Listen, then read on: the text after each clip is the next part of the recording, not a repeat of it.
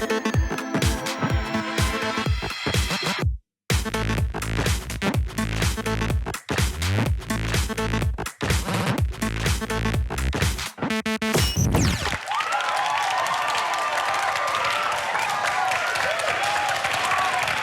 and welcome to The Y Generation, a show where we talk about everything that matters to our generation.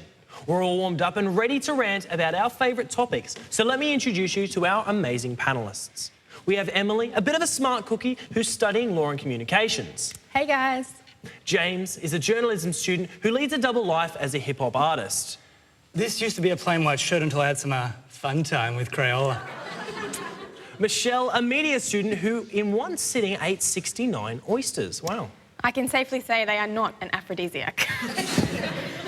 And we have Kevin, a journalism major who once put his finger in Marilyn Manson's mouth. I once removed my rib to do that as well, yeah.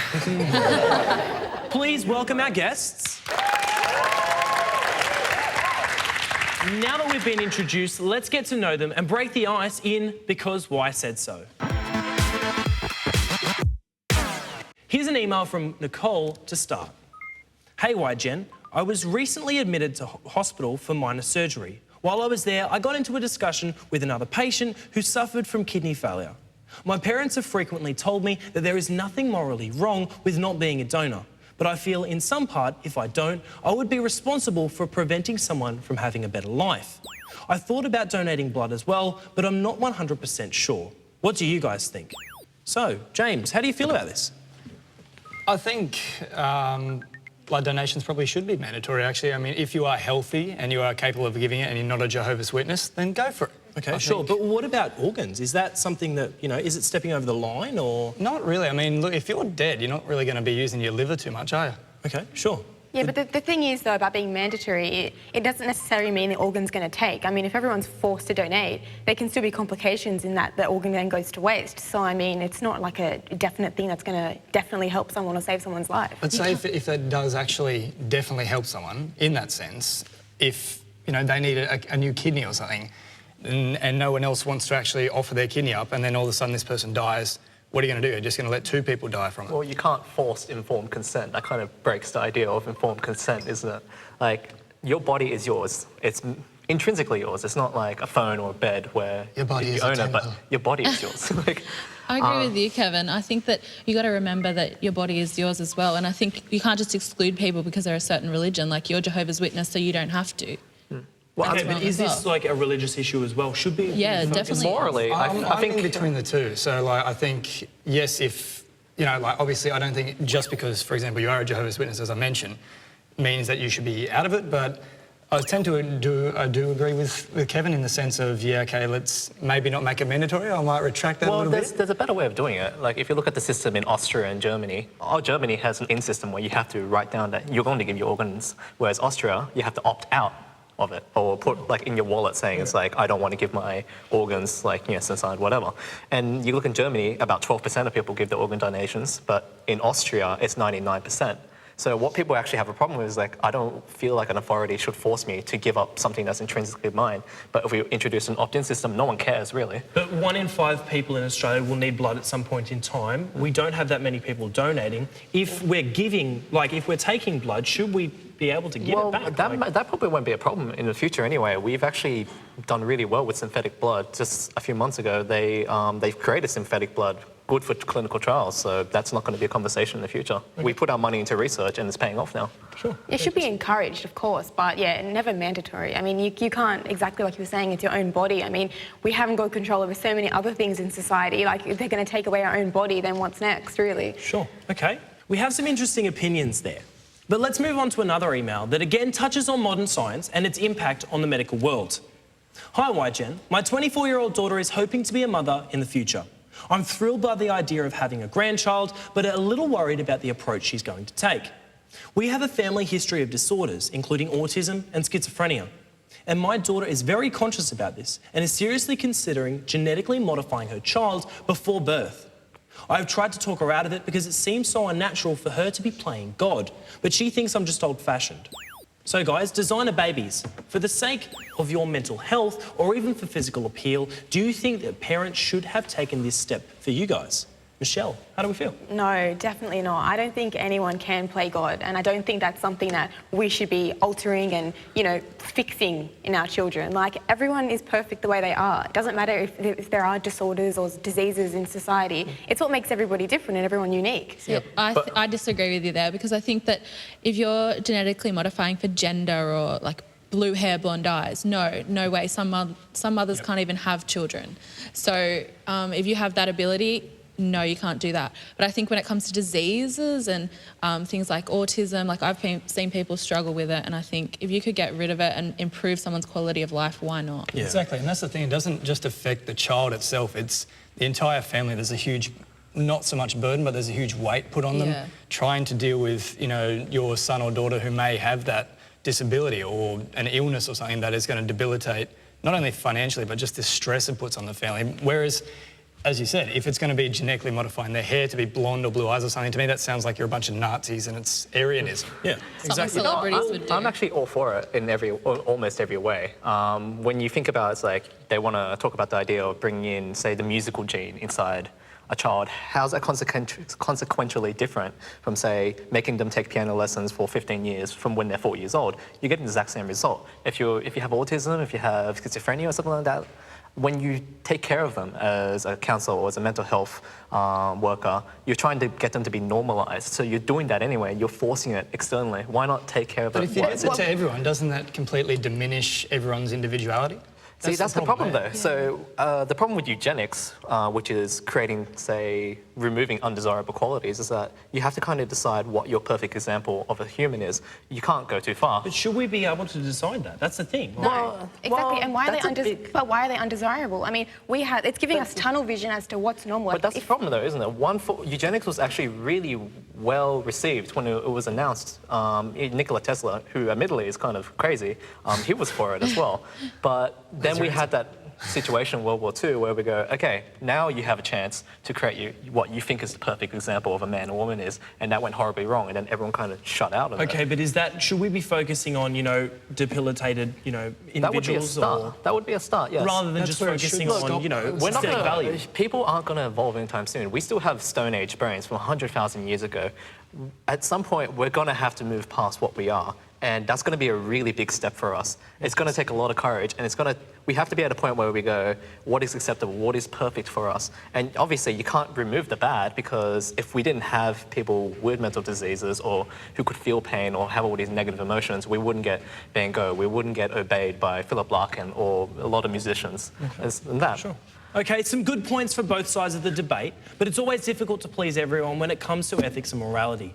We're going to take a quick break, but don't go anywhere because we're just getting started. Join in on our social media platforms with the hashtag YGenTV.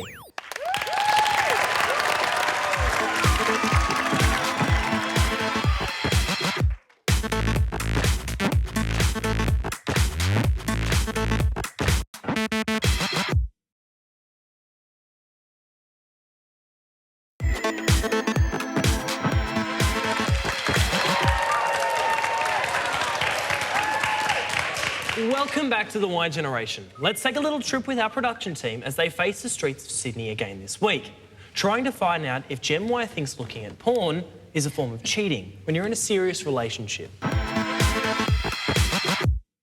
The girl would say it is, the guy would say it's not. No, not in my opinion, no. Yes. No, I don't think so. Yeah, I think so. Cheating is when you actually go out and do the deed. You can have a look at the porno, but if you are cheating with the other people, that's the cheating. And I think a lot of guys and girls, I guess, are really hormonally driven and they need that kind of way to express themselves. If any other stimulus takes precedence over, say, the relationship itself and the current person you're with, then there's a problem. As long as that communication is nice and clear, you know, each to their own, and if it's okay with the other half, then I think it's okay. I'd imagine soft porn could be used as erotica, as an art form, so I feel like Game of Thrones, for example, would be a family-orientated thing to enjoy with your partner. If you're looking, so it's not a sin. Basically, everyone has needs, so like everyone's got sexual fantasies and everything like that. It helps you get over the past, the future, what you want and everything. So it's actually quite good for you. Depending on what was in it, the degradation of women, but I wouldn't consider it was cheating. I don't know, if he's not getting it in bed, I don't know, probably it's all right. I can't answer the question. It's just... It's human nature. You can watch it together too. Well, that got a little bit heated on the streets. But who wants to kick off the conversation here? James? I was a bit worried as to what we were watching at first with the subject of porn. I was thinking I had to grab some tissues, but... yeah. Because it was so sad, right? Yeah, I was just tearing up. That elephant looked really trapped inside the suit, so... Poor guy. But no, on a serious point, though, I think it really does come down to the person you're with. If they're comfortable watching it either one with you or in case maybe they're not flexible enough and you're into some weird stuff, go ahead. Go ahead. Okay. But, yeah, it's a tentative subject. Yeah, I actually think it is cheating. If you're in a serious relationship with someone, you shouldn't need to have that outlet. You should be, you know, satisfied and happy enough in your relationship not to have to go in that direction. Isn't that a massive pressure on the relationship? How is it pressure? If you're with somebody who you're meant to be with and you're in a really happy and committed relationship, there's no How many pressure. long-term relationships have you seen where it's like they don't even think about someone else? You know, they don't have arousal about something else. Yeah, if they have a low sex drive, that obviously causes a problem in that sense. Like, what are you going to do? Yeah, but there's one thing to just have thoughts and to actually actively go and watch porn. I mean, it's a form of emotional cheating is what it is. If you if you say that's okay... That's not emotional cheating, though, because then emotional cheating implies that I watch her because I really love this girl, and that's why I want to watch her have sex. But really what it is that it's like it's getting off at the image of sex. But it's it like, is an emotional fix, and it's a mental fix as well. It's a physical fix. It really is Well, a physical yeah, but fix. if one person in the relationship is okay with it and they have nothing wrong with that, but the other person feels betrayed, then it's cheating. If I had to give my opinion, honestly, I think a lot of the problems I have a problem with my partner doing this and this and this, it does stem a lot of it from, you might disagree with me, but from insecurities and anxieties, where it's like, why isn't he fantasizing about me? Am I not good enough? And I think a relationship should move past that. They should kind of get to that point where they go, it's like, I am good enough, and he's doing it for his own purposes. But it's not about that. I mean, I agree with you, Kevin. I think that many people, it stems from insecurities in your own self because you wonder why your partner's going to that. But I don't think it's cheating. Back to the original question, I don't think it's cheating. Well, should that be made aware, like at the start, you know, hey, I'm actually interested in this? Yeah. Like, or do you feel that it's better? I think it'll be good. Conversation's always good. Like, if you just said to your partner, like, before I met you, I used to watch this kind of porn. Would you mind if I still did? I love you, but, yeah, I think conversation's always good. So you don't think it's considered cheating? No. No? Okay. Well, if two people do agree and they're happy to do that, then that's fine. But it's like I said, if one person's unhappy with it, then that constitutes cheating. And, I mean, where do you draw the line then? Like, if you're okay with doing that, then can you just go out and... There's a serious line between watching someone have sex, actors, No, paid actors not have actually. sex. I'm saying, like, you know, what if you have to delete text messages from your phone? Like, that's sort of cheating. You're already halfway there. If you have to delete text messages, that's an act. Okay, I don't think we're going to agree on that one there, but we'll be back right after the break for more of the answers that we've all been searching for. So don't miss out.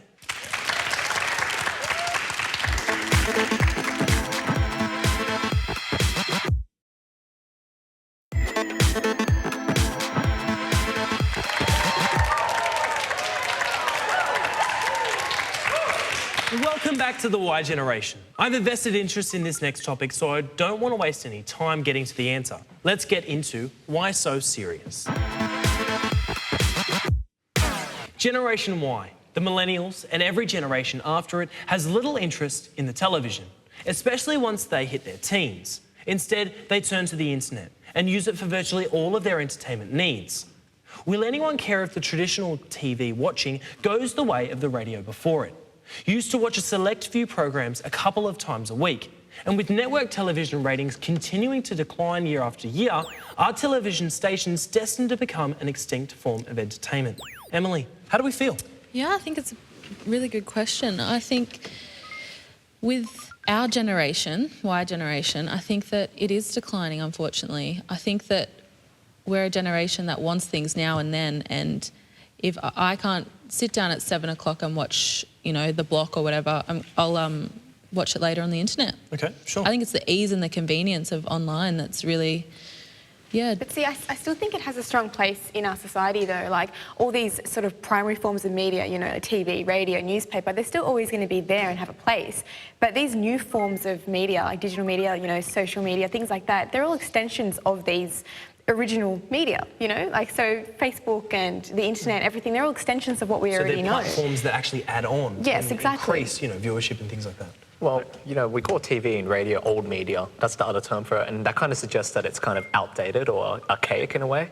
But that being said, I think we're in the golden age of television. Like, we're not in... Think about back then, you know, imagine pitching to a producer saying, it's like, I want to make something like Game of Thrones. It's going to cost this $1 million per episode.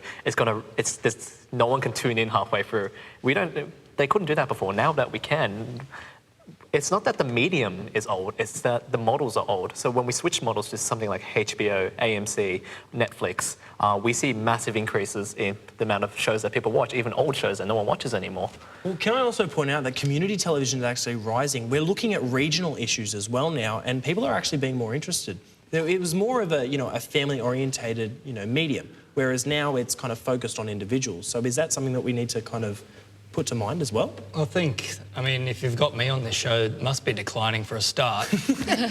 But yeah, I still think there is definitely a place for TV. At the end of the day, the pinnacle is to try and get your show on TV. You can have as many web series as you like, but everyone is still out there to, you know, to get the TV, and that's what most people watch. I mean, I know, for example, my parents, they don't even know how to turn on the internet, let alone go and find, say, Game of Thrones or something on there. That's why I think it's different generational. That's why I said our generation, like when we are 40, 50, are we going to be sitting down watching TV or are we going to be watching it on the internet? Back to TV back then. Yeah, I think I would too. I think TV is a starting point though. I mean, people only generally know about these TV shows and everything to go and illegally download something because it started on TV. And all you need to do is really look at advertising. I mean, big corporations are still advertising on TV, and people are only going to advertise when they can reach a customer base and actually get results. And the fact is, advertising's still strong, so people are still watching. On that point, as Kevin said as well, you know, you got Game of Thrones, which is millions of dollars per episode to make. You can't do that online because there isn't, and as you said just there, linking the two together, there isn't the sponsorship and the advertising and stuff, the money to, I suppose, facilitate actually producing a series like that online. HBO can afford it because they have a subscription model. Whereas, like, imagine charging people to watch Game of Thrones on Channel 10. That's not going to happen. Yeah. Channel 10 would never be able to afford like something so big as Breaking Bad or Game of Thrones. It's a developing platform, and that's what we need to remember. Moving from a discussion about delivery platforms to a discussion about content. Hate speech attacks a person or a group on the basis of religion, race, gender, disability, or sexual orientation. This type of behaviour may seem morally wrong to many of you at home, but doesn't everyone have the right to exercise their opinion through freedom of speech? Is what we are saying hurting people in the process and even inciting violence? And to further complicate the issue, there has been debate over how it applies to the internet. So, hate speech, should it be allowed in a modern society? Emily? I think it shouldn't. It shouldn't be allowed. If you look at places like America who are allowed to have freedom of speech, it just doesn't work. You need to feel some punishment or remorse for if you're attacking or threatening someone because of their race or anything, gender. Okay. Yeah, and there are already laws in place in Australia against hate speech. I mean, freedom of speech has two components. There's freedom of opinion and freedom of expression. And freedom of opinion basically entitles everyone to have any opinion they want, you know, no matter how racist it is. But it's the freedom of expression part that kicks in to put these restrictions in play on how they can express it. Okay, well, we're seeing these restrictions actually being looked at and, you know, kind of the changing face of these restrictions. Is that a positive or a negative, Kevin? It's kind of a negative thing because you have to remember that with freedom of speech allows you to say whatever, and with hate speech, it's not just about you have a right to be racist, to be belligerent, to kind of be an arsehole. But when you engage in hate speech, you're also being defamatory and libelous, which is illegal under the law. But people have their own opinions. Like, how do we change this in a modern society? Well, for one thing, we have to, George Brandis came out and said, everyone has a right to be a bigot, but no one really goes, well, is it a good thing to be a bigot? Being a bigot and being in a position of power to be a bigot divides communities, it creates racial tensions, it basically downplays or creates a kind of underclass based on their minority and based on their ethnicity. Exactly. Like, there needs to be laws in society, though, because otherwise, without rules and regulations, it'll just be anarchy. But there also needs to be a distinction, though, between hate speech and what is viewed as publicly correct. Because have a look at the most recent thing that I can give you an example for, which was Mitchell Moses, an under-20s player in the State of Origin recently. He was on the field and he gave a sledge to another player and he called him an effing gay C. Now, this player that he said it to wasn't even actually gay. So and yet the thing that he got in trouble for the most was using the word gay, which I just think is absolutely ridiculous. That goes to one extent. I mean, it's one thing to... rainbow sheep. But that's the point of language, though. We have to keep that in mind. Why is gay derogatory? But if he's not even gay, though, how is it derogatory? Because it's being because it's used as a derogatory Exactly. But it's not to incite him being black, actually... It's like, well, I'm not black, why should I be offended? But I'm still being kind of racist. But it's not an attack on his sexuality preference, though. Yeah. In that context, in a sporting context, that is there to say, oh, you know, you're weak or something. But it's still a sexual ideology. That's the thing. That's what we need to remember. That's the unfortunate thing. But at the end of the day, I think people are still a bit too precious when it comes to what is viewed as, you know, politically correct as opposed to what is actually considered hate speech. And that's why we have these laws in place. We have these laws in place so people maybe will rethink being... OK, I don't think we're actually going to agree on this one. Let's leave that one there for now. Well, I hope we've managed to make you think a little bit more about the issues on today's program. Thank you to our panellists. Guys, give them a round of applause. And join us next week for more of the same. But today, we're leaving you with a comedy skit from our team. Enjoy, and we will see you next week on The Y Generation. They're jumping off staircases? That's not right. We should talk to some people about that. We really should. I honestly think that you and I are the only sane ones left. You know what? Just the other day, I confiscated a fake knife. One of those, the springy ones. Who has it? And it was stolen from my desk. That's so immature. I know. Ugh.